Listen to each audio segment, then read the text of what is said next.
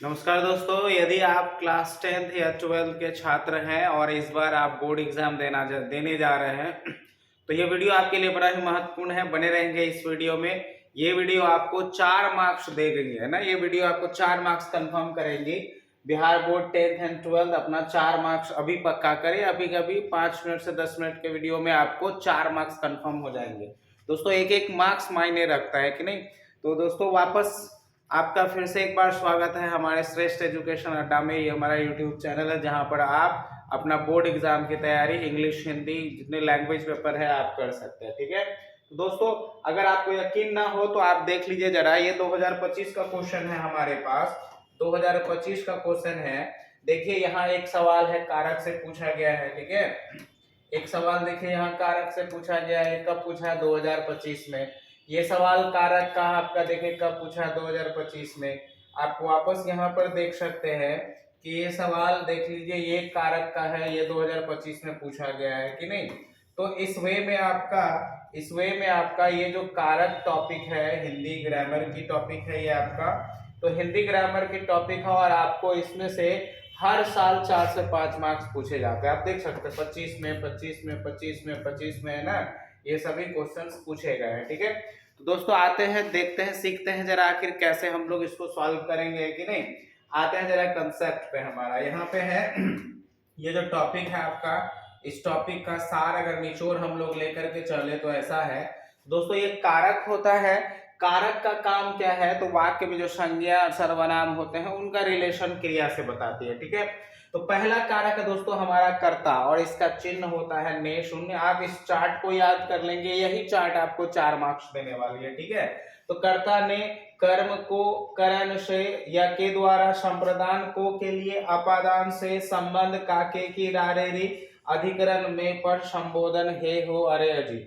अगर आप ये समझ लेते हैं, ये याद कर लेते हैं तो आपके लिए 4 मार्क्स आसान हो जाता है। दोस्तों इसमें कुछ कंफ्यूजिंग भी है। जैसे आप देख लीजिए को यहाँ पे भी है और को यहाँ पे भी है। ठीक है। तो आखिर कब पता चलेगा? सवाल दोस्तों कैसे पूछा जाता है, आपको इस वे में दे दिया जाएगा, पूछा जाएगा जैसे हिमालय से गंगा निकलती है, ऐसा सवाल दे करके आपसे पूछा जाएगा बताइए किस कारक का उदाहरण है। तो दोस्तों जैसे यहाँ चिन्ह है ना, से आपका लगा हुआ है, तो ये से चिन्ह से आप पता कर सकते हैं कि ये कौन सा कारक है। ठीक है। तो आप देख लीजिए यहाँ पे जो ऑप्शन है उस हिसाब से आपको क्या करने होते हैं, बनाने होते हैं। सवाल आपका इस वे में होता है। तो आइए जानते हैं। मान लो वहां पे से था ना, भी आपने देखा क्वेश्चन में, तो एक से यहाँ पे भी है और एक से यहाँ पे भी। तो इस हिसाब से करण कारक है और इसके हिसाब से अपादान कारक है। तो कब कौन करण कारक हो जाता है, कौन अपादान कारक हो जाता है, इससे सुनते हैं। जब वाक्य में कोई काम करता है तो वह कर्ता कारक है और उसके साथ कौन सा चिन्ह लगा हुआ होता है? ने लगा हुआ होता है। जैसे जैसे एग्जाम्पल आप अक्सर जानते हैं, इस प्रकार से दिया जाता है, राम ने रावण को मारा। राम ने रावण को, दोस्तों यहाँ पे काम कौन कर रहा है? तो राम। तो ये ने चिन्ह जिनके साथ लगा हुआ है वो कौन सा कारक हो जाएगा? आपका कर्ता कारक। कौन सा कारक है? कर्ता कारक। अब देखिए को चिन्ह यहाँ पर है, तो क्रिया का फल जिस पर पड़ता है वह को होता है। जैसे यहाँ पर राम ने रावण को मारा, तो मारने का असर किस पर पड़ रहा है? रावण के ऊपर। तो रावण जो है यहाँ पर आपका कौन सा कारक हो जाएगा? कर्म कारक। ठीक है। आते हैं आपका करण कारक, जिसकी विभक्ति क्या होती है? से या के द्वारा। जैसे ये इस से दोस्तों साधन का बोध होता है या इस से साध का बोध होता है। जब वाक्य से किसी साधन या साध का बोध हो तो दोस्तों वो कौन सा कारक हो जाएगा? करण कारक हो जाएगा। जैसे मैं कलम से लिखता हूं, करण कारक है ना। आजकल ईमेल के द्वारा भी समाचार भेजे जाते हैं, तो के द्वारा, जहां पे भी के द्वारा और से साथ का या साधन का बोध करेगा दोस्तों, वो आपका कौन सा कारक हो जाएगा? वो आपका करण कारक हो जाएगा। ठीक है। आते हैं संप्रदान कारक, इसकी विभक्ति को या के लिए होती है। दोस्तों यहाँ पे जो को है, यहाँ पर को जो है वह फल पड़ता है। वो क्या पड़ता है? फल पड़ता है। ठीक है। असर पड़ता है काम का।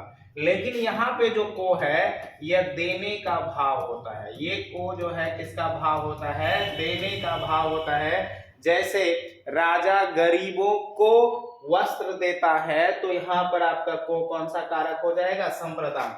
या जिसके लिए काम की जाती है उसके लिए क्या होता है? संप्रदान कारक, है कि नहीं? पिता पुत्र के लिए मिठाई लाता है तो के लिए आपका कौन सा कारक हो जाएगा? संप्रदान कारक। या को जब देने का भाव होगा तो क्या हो जाएगा? संप्रदान कारक। और जब को जहां क्रिया का फल पड़ने का बोध होगा तो वो कौन सा हो जाएगा? आपका कर्म कारक।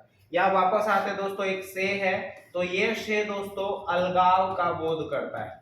जब आप अलग अलग होने की बात हो गया तो वहां पे कौन सा कारक हो जाएगा? अपादान कारक। जैसे बच्चे विद्यालय से आ रहे हैं, तो विद्यालय स्थिर है दोस्तों, वहां से बच्चे अलग होकर के आ रहे हैं, तो वहां पे कौन सा कारक हो जाएगा? अपादान कारक। यहाँ एक और नया चीज आप सीखेंगे जो अन्य जगह आपको नहीं मिलती है, सिर्फ अलगाव का ही बोध नहीं होता है, यदि भय का बोध हो, घृणा का बोध हो या तुलना का बोध हो, तब भी वो कौन सा कारक हो जाएगा? अपादान कारक। अगर आप ऐसा कहते हैं कि चूहा बिल्ली से डरता है, तो से डरता है तो भय है, और जो जिससे डरेगा दोस्तों वो जाहिर सी बात है अलग रहेगा, तो जहां अलगाव का बोध होगा वहां कौन सा कारक? अपादान कारक, है ना? घृणा, जैसे मैं गंदगी से घृणा करता हूं, तो से यहाँ पे जो घृणा करेगा उनसे अलग होगा तो अपादान कारक।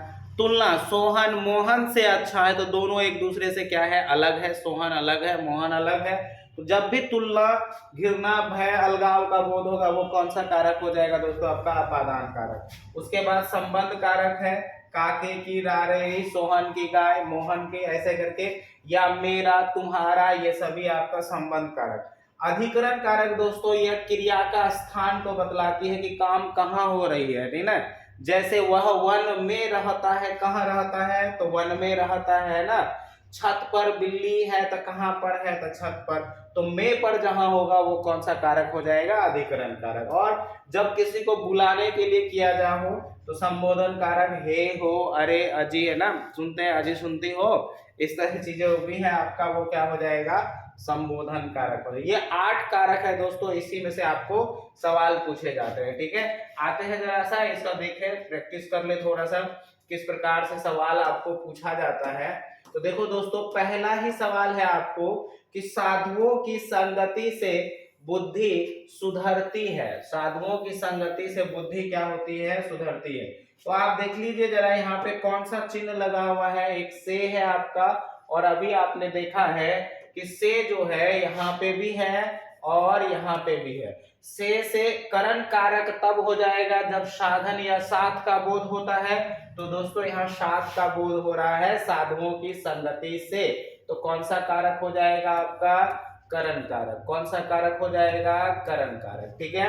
अगला सवाल देखते हैं दोस्तों, यहाँ 2025 में साइंस वाले को पूछा है, हे भगवान मेरी रक्षा कीजिए। यहाँ पे भगवान को संबोधित किया जा रहा है, बुलाया जा रहा है, हे भगवान। वैसे भी आप यहाँ देख सकते हैं विभक्ति चिन्ह इस प्रकार से है, यहाँ पर विभक्ति चिन्ह आपको दिखाया गया है, देख सकते हैं, है ना? हे, हो, अरे, अजी। तो बुलाने के लिए जब भी होगा तो कौन सा कारक हो जाएगा? आपका संबोधन कारक। तो पहला आंसर हो जाएगा इसका संबोधन कारक, ठीक है? अब देखो यहाँ पर, ये तो काल का एग्जाम्पल है, टेंस का क्वेश्चन है।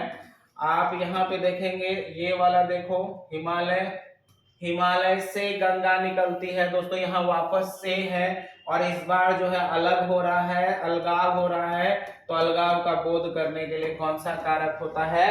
अपादान कारक, ठीक है? उसके बाद आप देखिए अगला सवाल यहाँ पर है कि वर्षा के लिए मेघ चाहिए, किस कारक का उदाहरण है?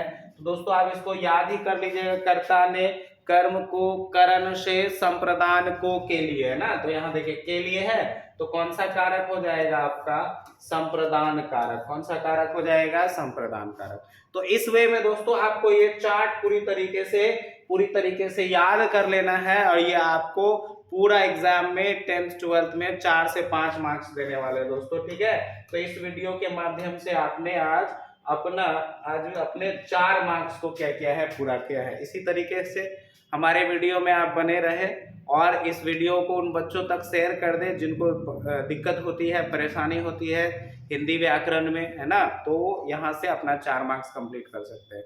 तब तक के लिए जय हिंद, नमस्कार।